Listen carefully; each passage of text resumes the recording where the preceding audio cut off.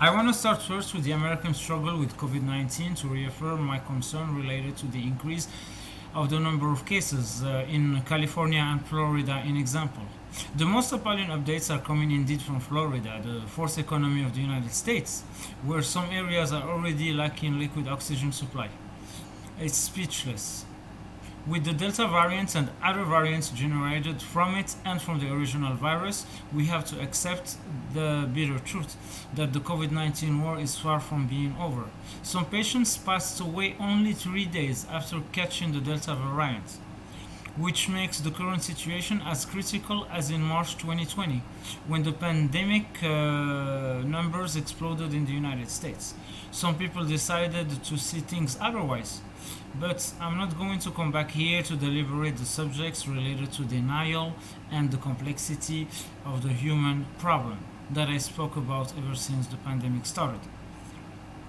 The American struggle within COVID 19, first of all, I use the term war when I describe COVID 19 here because this global pandemic has led us to manage our lives in war format economies. This was the reality of 2020, it is the one of 2021. Let's keep our cool and commit to the Charter of Objectives underlined in the beginning of the 2020-2021 cycle. A year later, things have certainly moved, albeit the fight versus COVID 19 is still very serious. The ultra-liberal model reflects, in fact, in a bigger scale, as Maslow hierarchies of needs amplifies and concerns all the social classes, there are pros like motivations and cons as well. The characteristic of COVID 19 in the United States case is that the country has never seen in the land such a devastating circumstance ever since the 1860s and the Civil War. America's continental states were never touched by the battlefronts of both world wars. There are fluctuations, which means ups and downs, ever since March 2020. Unfortunately, the trend is towards the decrease per the July August 2021 period. The economic format of big international metroplexes of the liberal world, such as New York City, I will invoke between bracket London and Paris, even if I'm speaking still about the United States. This city's economic format resembles right now to the one of Delhi, Cairo, or Lagos, in example. Not to impugn on the later format neither.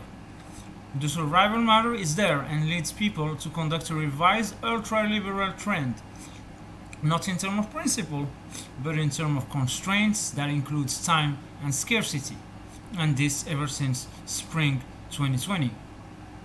It's an economy that is kept in order to avoid as well a higher criminality rate.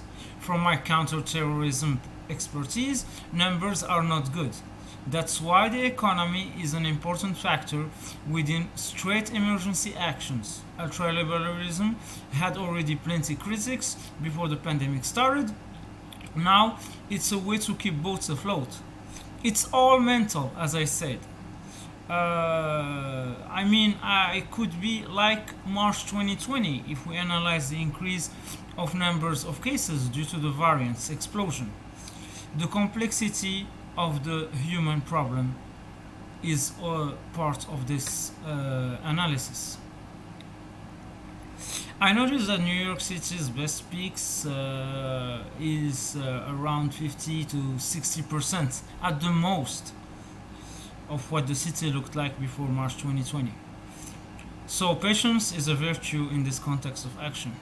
When I invoke the situation of the liberal and capitalist trend versus the COVID 19 times, I can also speak about different political currents, such as the socialist states versus COVID 19, and give the example of the idealistic socialism that is being implied in the Democratic People's Republic of Korea, an example throughout the Juche theory of President Kim Il sung. We could say that the orientations of Supreme Leader Kim Jong Un are helpful because the socialist states always help the people, and in this circumstance, I mean, the productivity is not the main factor to save the people, but the problem for the DPRK is definitely the lack of vaccine supplies, and that will lead me to speak about the world struggle versus COVID 19. That is a more critical topic. I mean, when you hear all the hindrance in the United States, Japan, the People's Republic of China, when it all started, Western Europe, imagine elsewhere, like in sub-Saharan Africa, continental Asia, Central America, etc.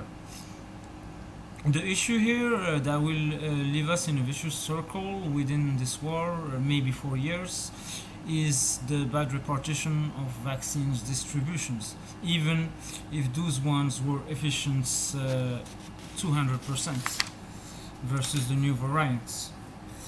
Getting back onto what we could think about this COVID-19 struggle and different challenges. I mean, the first one, when we speak about COVID-19 versus defining the world, is about the multilateral system. And here we have to analyze the situation of universal health coverage, as well as the one of climate change, the economic recovery, the global inequalities, gender equality, global peace enforcement and security, the infodemic, which is led to the wrong communication regarding the issue of COVID-19 throughout the world of work, and the lessons that are ongoingly being learned throughout this pandemic right now.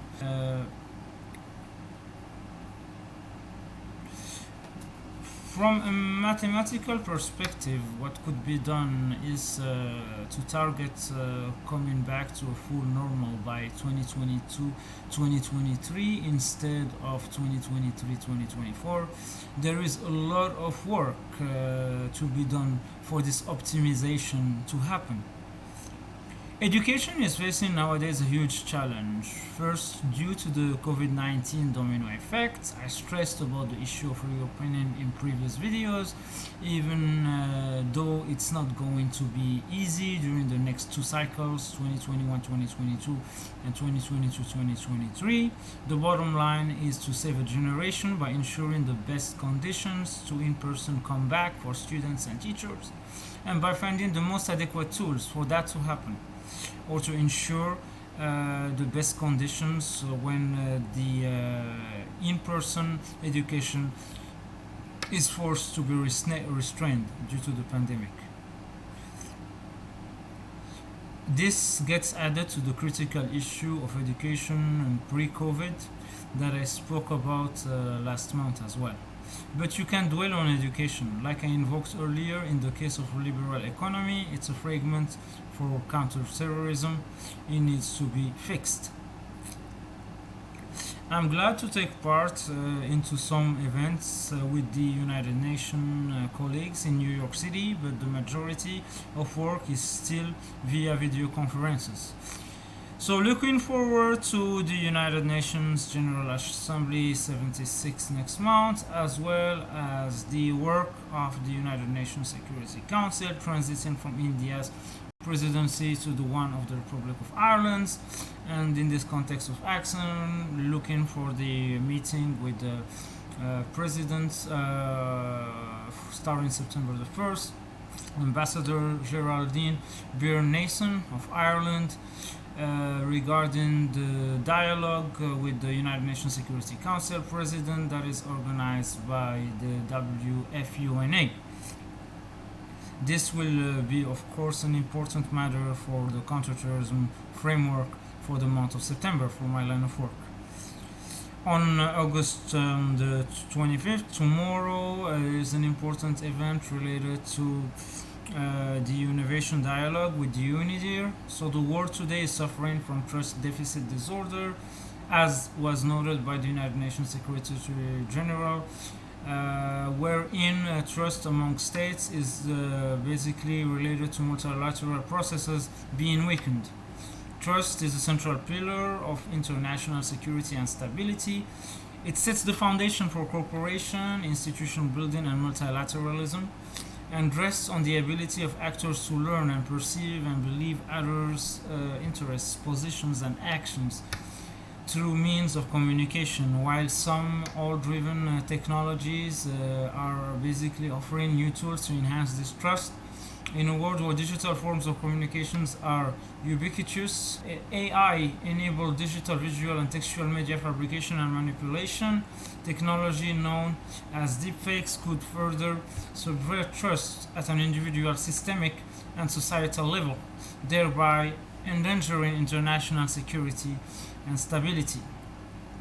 The meetings from Washington D.C. Related to counterterrorism, especially with the Hudson Institute, the Migration Policy Institute, the Heritage Foundation, and the CSIS. On August 31st, there will be on the CSIS a discussion with Sarah Al Amiri, the United Arab Emirates Minister of State for Advanced Technology, related to the mission to Mars. Following up with the Holocaust at the United Nations Fall Program, new virtual discussion series related mostly to the topics of refugees and forcibly displaced persons. So the United Nations Department of Global Communication, the Center for the Study of the Holocaust, Genocides and Crimes Against Humanity, the Graduate Center, CUNY, and the Skirball Department of Hebrew and Judaic Studies, NYU, is launching the discussion series asking the questions about relationships between the past, the present, and the actions we take today to build a world in which we all can live in dignity and peace can be enforced. Among these topics, I can mention the first one that is relating to dispossessing Native America, indigeneity, land, and reconciliation. The other one will be regarding the Negev Bedouin, emptied lands and displaced people. And finally, a topic related to migrants, refugees, and cages, understanding the American detention regime. So all this, like I said, in the midst of a refugee crisis with an official count of 82.4 million forcibly displaced persons worldwide. A year-long series that tackles historical and current case is very important in order to have a better understanding of the topic. Finally, there are also the series of Palo Alto this fall that I have already been speaking about last month. I want to get back on the important speech given by His Majesty King Mohammed VI during the 68th commemoration of Tawrat al-Malik wa-Sha'b events in Arabic in the text, where he reaffirmed the important engagement to defend the territorial integrity of the kingdom from Tangier to Al-Ghawra against any entity in a time where the kingdom plays a key role of strategic counterterrorism leadership in the MENA region.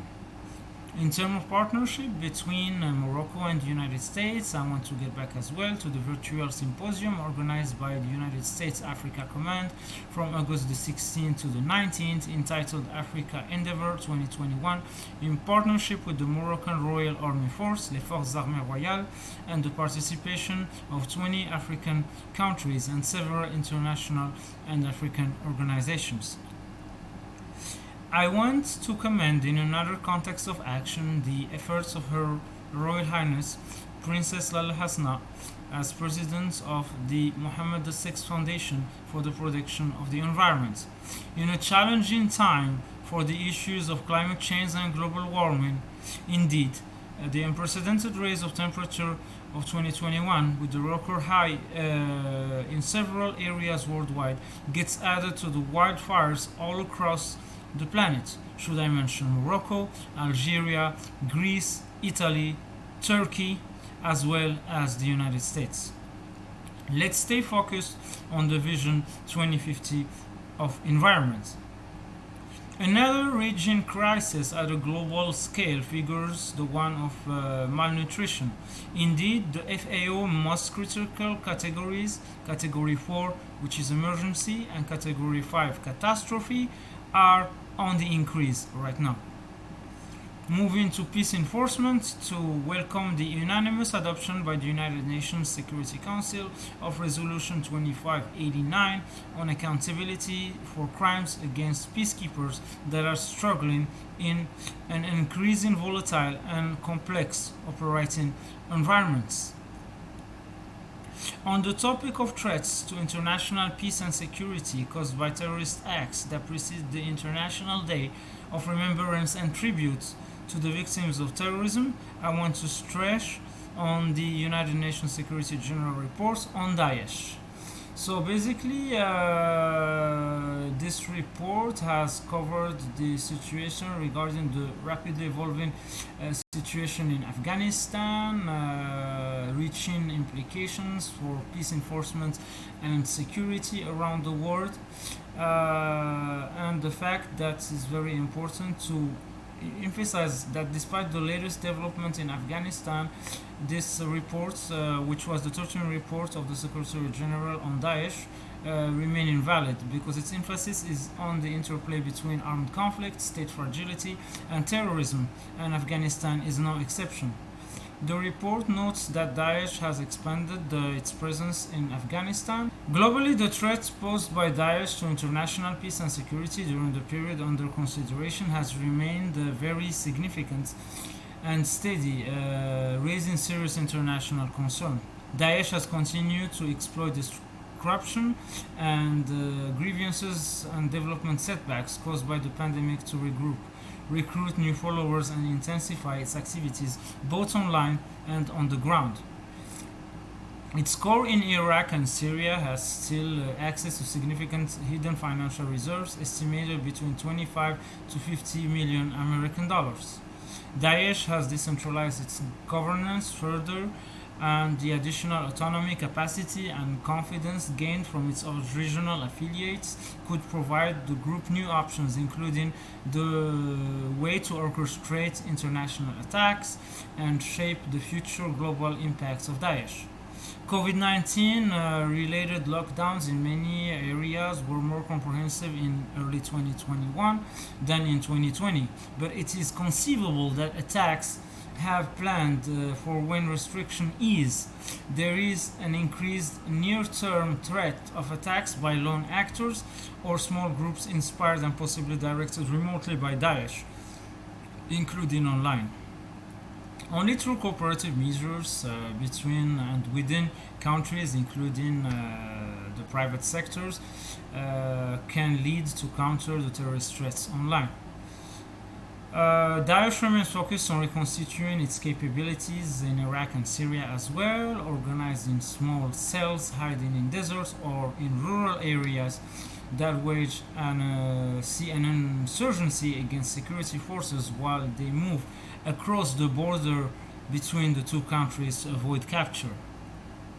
However, it is the lack of a comprehensive solution of the situation that leads thousands of individuals with alleged links to Daesh to remain stranded in Iraq and Syria, and that could shape the future terrorist threat landscape over the medium to long term, not just locally but globally. The conditions in detention facilities and displacement camps in northeast Syria have further deteriorated, especially in Al Hawl camp. Several instances of escapes, terrorist radicalization, fundraising, arms smuggling, training, and incitements continue to be reported, as well as killings and enforced disappearances. Thousands of children caught in this limbo through not the fault of their own continue to have their rights abused and violated on a daily basis. So, because of the development in Afghanistan, it could create even more dangerous environments in these camps with unpredictable consequences. So, important to come back here to the fact that the United Nations Secretary General will formally launch the global framework that coordinates with UNICEF to facilitate all of UN support requesting member states on the protection, voluntary repatriation, prosecution, rehabilitation, and reintegration of individuals with suspected links, designated terrorist groups returning from Iraq and Syria according to the United Nations. So there is a lot of work that has been deployed in this framework mechanism in support of Kazakhstan, Kyrgyzstan, Tajikistan, and Uzbekistan, and the scoping exercise has been undertaken to support Iraq. A global response is indeed urgently needed to support the efforts of African countries as well and regional organizations to counter terrorism and address the interplay with conflict, organized crime. Governance and development gaps are also to take in consideration, as underscored by a wide range of member states during the second counterterrorism week that was held last June in New York. The Daesh affiliates in the Greater Sahara has killed several civilians since the beginning of the year. In large-scale attacks in Mali, Burkina Faso, and the Niger, its so-called West Africa province will likely gain from the weakening of Boko Haram, and the situation in the wider region could be aggravated by the relocation of terrorists and other foreign fighters in Libya as well.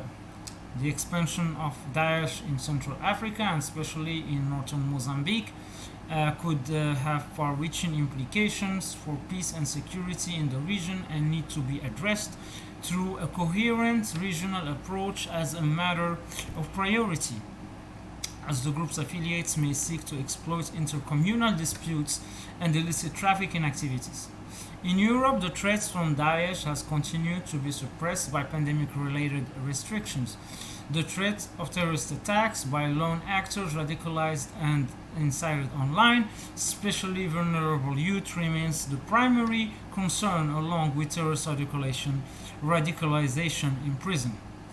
The global program on detecting, preventing, countering the financing of terrorism in response to Security Council Resolution 2462 of 2019 leads on a joint initiative with the Global Counterterrorism Forum in order to identify and disseminate good practices to effectively counter terrorism financing while safeguarding civic space.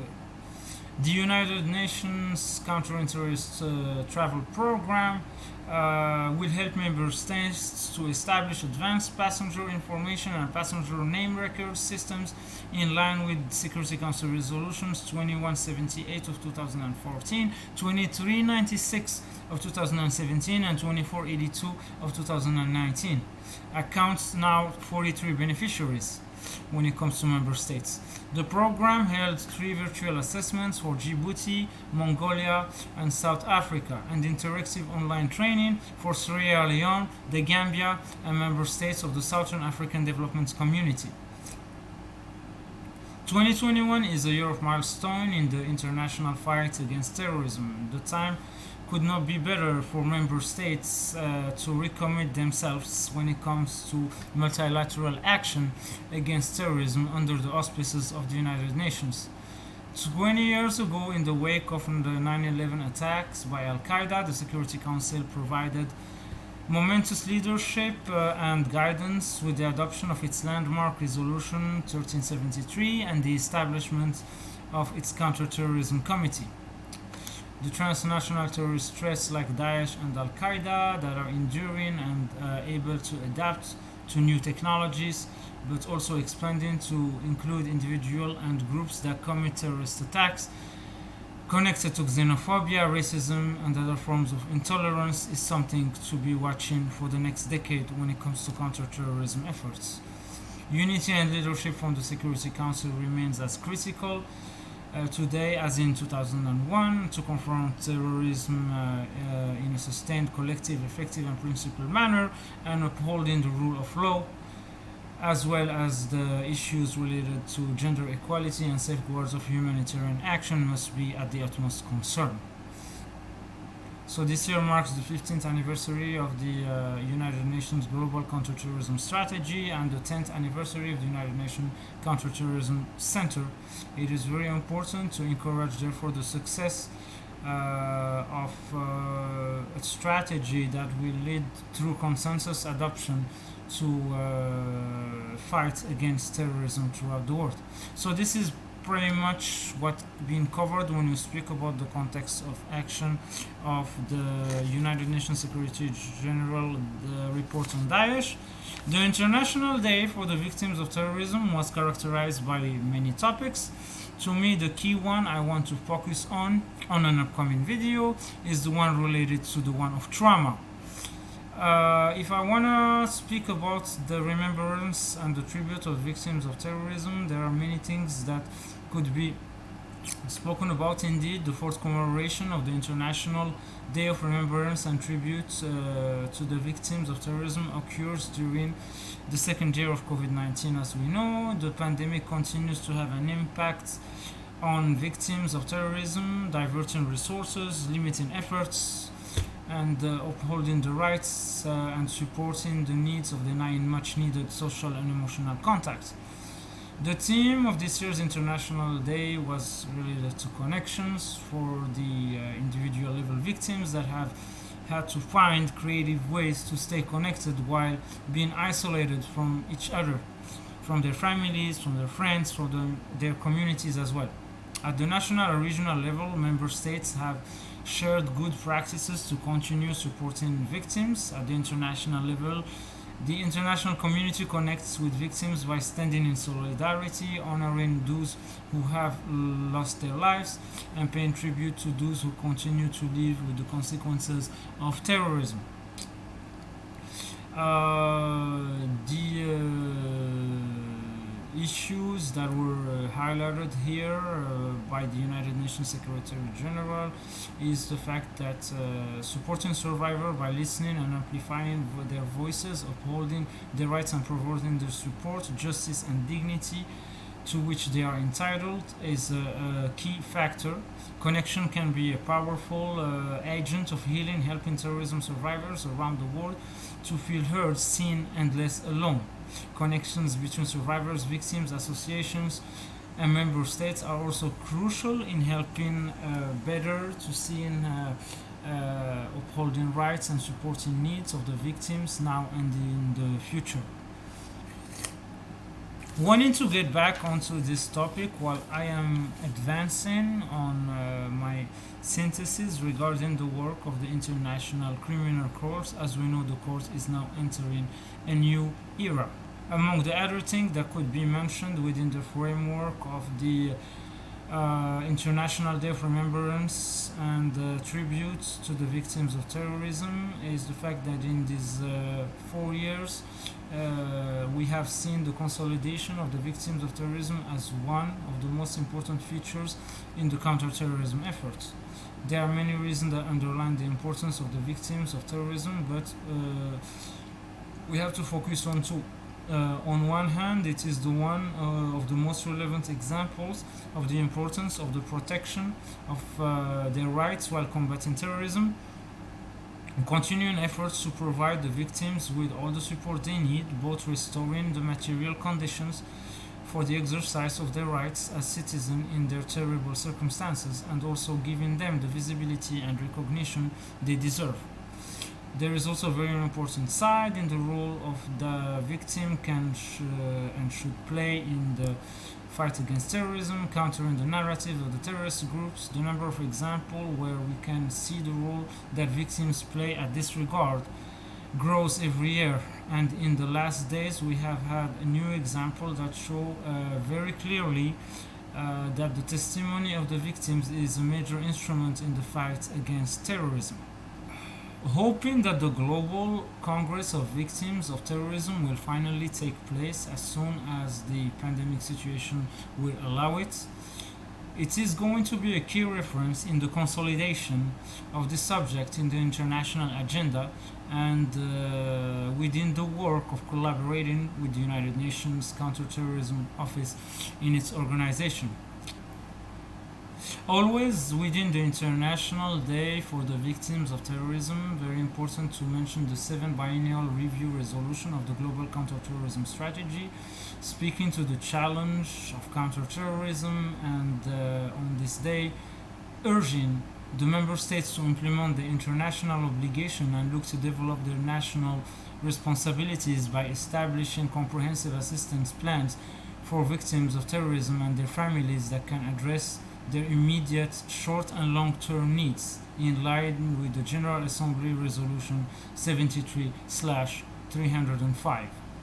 Moving now to Afghanistan, as you know, the world is witnessing a vivid and painful display of what happens when leaders delude themselves regarding persistent threats, the nature of the Western world's enemies, and the ability to end wars by simply going home. As the US forces departed, the Taliban seized the initiative and launched an offensive on Afghan cities, taking control of the large majority of provinces in 11 days. The takeover in the north exposed the Taliban's plan, along with Al Qaeda, to isolate and overthrow the elected governments in Kabul and subjugate the country under its brutal form of Sharia. The fall of Kandahar gave the Taliban a major symbolic victory in the ideological center of the anti-modernist and misogynist movement. In areas they conquered, the Taliban conduct mass executions and assassinate journalists and anyone else who might oppose their perverted theocratic dictatorship. The Taliban forced women to marry terrorists who raped them, forced them to wear the burqa, and otherwise stripped them of rights. Taking stock of this catastrophe and determining what might be done to limit the damage requires a rejection of the decision that has been made regarding the acknowledgement of Afghanistan's reality during this recent week. Many things to mention here when speaking about the situation of Afghanistan within the next podcast and also the short videos. Among the topics, safeguarding humanitarian action in Afghanistan, Afghanistan aftershocks, act now to save and learn the lessons of the Afghan war. What does the Taliban takeover mean for the Western world's agenda? Immediate steps to respond to the emergency in Afghanistan. Afghanistan in terms of bullets, backlash, blame games, women and girls. New imagery shows no crowd inside Kabul's airports. Jihadist Burning Man. All this topic I will get back to speak about on more or less in the next videos.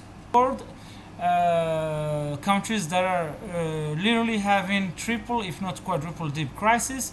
First of all, Haiti, with the crisis of politics that is basically a domino effect of the passive governance that has been conducted into the country from the days of François Duvalier, then after him Jean-Claude Duvalier. Haiti deals as well with economic issue, the recent earthquakes, as well as COVID-19. Another country that is also in a very similar situation of Haiti, having a triple dip, is Lebanon, with the economic crisis, the Beirut explosion, as well as the domino effect of the pandemic. More efforts are needed from the international community for both countries' survival. Also, situation raging during the COVID-19 times. The most critical conflicts to mention is the one of the Tigray in Ethiopia that is in its 10th month, and the one of Myanmar that is in its 7th month. Getting back here to further updates soon enough, but also I will cover in the next videos a topic of history related to the experience of belligerents of World War II during World War I. I'm not speaking about Pétain and Churchill, who were already known at that time, but mostly about de Gaulle from the Allies side, Hitler and Mussolini from the Axis side.